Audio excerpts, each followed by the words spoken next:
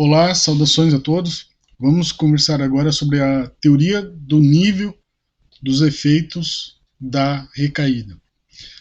Nós já vimos em vídeos anteriores que a recaída é um processo.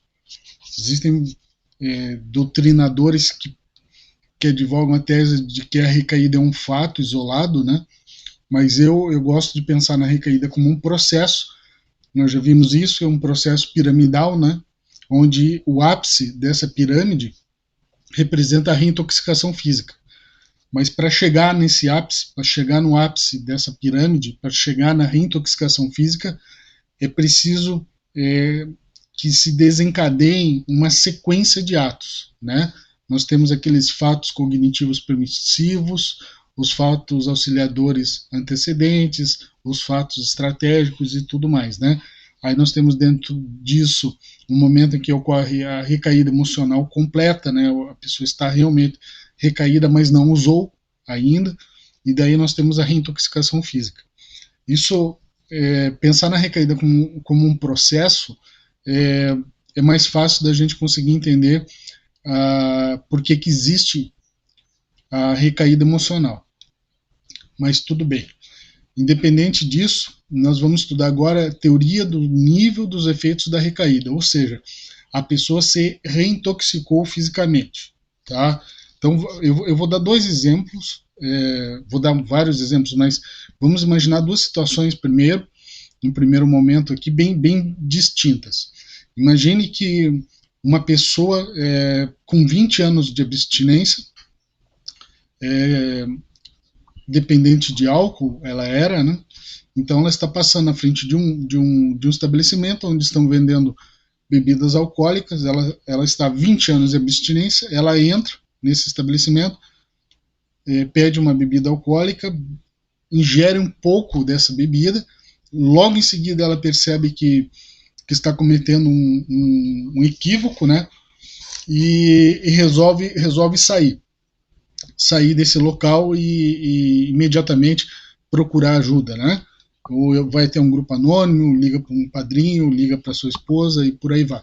E começa a tomar todas as providências. Então veja só, essa recaída foi de curta duração e os efeitos dela foram muito pequenos, certo? Não existiram efeitos muito grotescos ali, muito profundos, né? Agora imagine uma outra situação. Essa pessoa também com 20 anos de abstinência, ela está passando na frente desse bar, ela recai nesse estabelecimento, né? Ela acaba pedindo bebidas alcoólicas, mas ela passa ali 3, 4 dias recaído e durante essa recaída ela acaba se envolvendo num acidente de trânsito, por exemplo, ou gastando bastante dinheiro em outras situações, gastando as suas economias, né, que ela havia feito durante esse processo de abstinência. Você percebe que nesse caso nós temos agora uma recaída com efeitos um pouco mais graves, né? Então a primeira recaída que não teve efeitos muito graves, essa já tem efeitos um pouco mais graves. Agora imagine uma terceira recaída dessa mesma pessoa, 20 anos de abstinência, passando na frente do estabelecimento.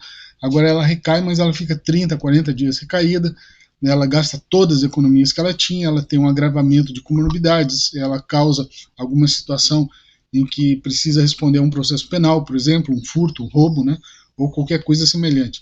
Então veja só, nós podemos analisar a recaída em relação aos efeitos que ela produz. Então, em relação a esses efeitos, ou seja, depois que a pessoa recai, nós podemos ter recaída com efeito moderado, grave ou gravíssimo. Eu não entendo que existe recaída com efeito leve, certo? Então, a recaída sempre vai ter efeito moderado, grave ou gravíssimo. Efeito leve eu não concordo porque eu não admito a banalização da recaída, né? Então, é comum em alguns grupos, às vezes, a pessoa chega e diz, eu recaí, eu estava passando por uma situação e acabei ingerindo bebida ou consumindo drogas. Mas essa pessoa, não, na verdade, não ficou em abstinência mais do que alguns meses. Então, veja, isso não é nem recaída, né? Ela sequer teve aquele período de abstêmio menor. Então, ela realmente, nesse caso, né, não existia nenhum processo de abstinência. Então, a gente não pode banalizar a recaída a esse ponto. Tá? O que eu estou falando aqui é da recaída de alguém que tem muitos anos de abstinência e que recai, certo? E gera esses efeitos. Né? Não de alguém que está na adicção, suspende o uso, depois volta a usar. Não, estou falando de alguém que interrompeu o processo e depois de alguns anos vem a recair. Né? Então aí a gente pode analisar a recaída com base nesses efeitos graves, gravíssimos, né? E nos casos um pouco mais simples, moderados.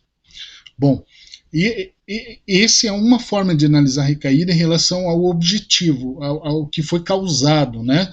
Ao mundo fático, tá?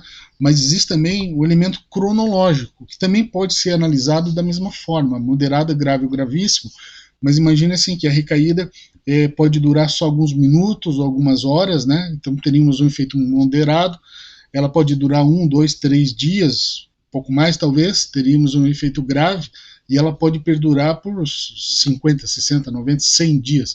Aí nós teríamos um efeito gravíssimo, né? Por que eu gosto de colocar esse elemento cronológico também na teoria do nível dos efeitos da recaída? Porque a pessoa que recai por curto espaço de tempo, ela fica exposta àquele sistema ideológico da adicção, né, o sistema ideológico anterior que permitia que ela usasse drogas ou álcool, por muito pouco tempo. Agora, a pessoa que recai por longo período, ela fica exposta àquele sistema ideológico que permitia que ela usasse drogas por longo período. Então, às vezes, uma recaída ela pode até ter efeitos fáticos muito pequenos, mas se ela durou muito tempo, se ela se estendeu por 30, 60, 90 dias, talvez esse abstêmio tenha muito mais dificuldade de retornar ao processo de abstinência, porque ele ficou exposto durante muito tempo ao sistema ideológico da adicção. Né? Então, as ideias dele, aquele sistema ideológico, aquela forma de pensar, sentir e agir, pode ter sido afetada. Né? Bom, é mais ou menos essa ideia que eu quero passar. Aqui no material eu tenho algumas perguntas, né? E logo em seguida eu respondo também a essas questões, mas que vale a pena ser lido com um pouco mais de atenção. Principalmente no seguinte aspecto. Veja só, às vezes uma pessoa com 3 anos de abstinência, ela pode ter uma recaída com efeito moderado. Digamos que tenha durado curtíssimo período e que os efeitos sejam muito pequenos, né? Então nós teríamos uma recaída de efeitos moderados. E uma pessoa com 20 anos de abstinência pode ter uma recaída com efeito gravíssimo, certo? Então dizer que alguém que tem 3 anos de abstinência recaiu tem mais dificuldade para retornar ao processo de abstinência do que alguém que tem 20 anos e recaiu, isso não é muito correto, certo? Quando você faz uma análise mais criteriosa desse argumento, você pode perceber que isso não é real. Então, uma pessoa que tem pouco tempo de abstinência, mas que recai por curto período, ela não foi imersa naquele sistema ideológico da adicção, ela teve poucos efeitos, ela consegue retomar o processo de abstinência com facilidade. Em contrapartida, se a pessoa tem 20, 25 anos de abstinência, mas a recaída dela dura 100, 120 dias, ela vai ter muita dificuldade para retornar ao processo de abstinência, tá? Isso, via de regra, é uma exceção, tá? É uma exceção. Bom, porque normalmente quem tem longo período de abstinência tem mais facilidade para retornar ao processo de abstinência, tá? Porque ele tem um lastro abstêmio maior. Essa seria a regra. Mas, como toda regra, há exceções.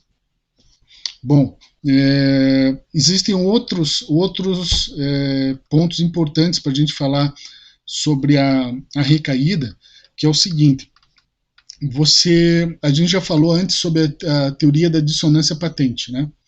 Então, imagine assim, uma recaída com efeitos moderados, me parece, pelo menos assim, num primeiro momento, que a pessoa estava fortemente vinculada ao seu processo de abstinência. Por isso que essa recaída teve efeitos moderados, né? essa, essa recaída não perdurou por longos períodos, né? Essa recaída não foi muito longa, porque a pessoa estava fortemente vinculada ao seu processo de abstinência, tá? Todavia, se essa pessoa não estiver bem vinculada, se ela estiver com uma dissonância, um nexo de displicência em relação ao processo abstêmio for muito grande, a tendência é que a recaída tenha efeitos gravíssimos, né? Isso me parece um pouco lógico, um pouco racional, né? Você imaginar se alguém está muito vinculado ao seu processo de abstinência, participa de grupo, apadrinha pessoas, presta assistência e faz tudo que a abstinência pede, né? Que o sistema ideológico abstêmio pede, se ela está fortemente vinculada a isso, a tendência é que a recaída tenha efeitos moderados. Todavia, se essa pessoa estiver muito afastada, se ela não tiver uma base abstemiológica formada, a recaída pode durar muito tempo, pode gerar muitos efeitos, pode trazer muitas mazelas, né? Então, me parece que a teoria do nível dos efeitos da recaída, ela tem uma forte vinculação, uma forte relação com o lastro abstêmio, com o tempo de abstinência, né? Ela tem uma forte relação também com a dissonância, a teoria da dissonância patente, que seria aquele nexo de displicência, né? Se a pessoa tem um nexo muito grande de displicência em relação ao seu processo de abstinência, a recaída tende a ter efeitos mais graves, né? Mas era isso aí que eu queria passar para vocês hoje. Espero que tenha conseguido me expressar adequadamente, né? Mas com essa explicação, você lendo o material vai entender com muita facilidade, tá bom? Abraço.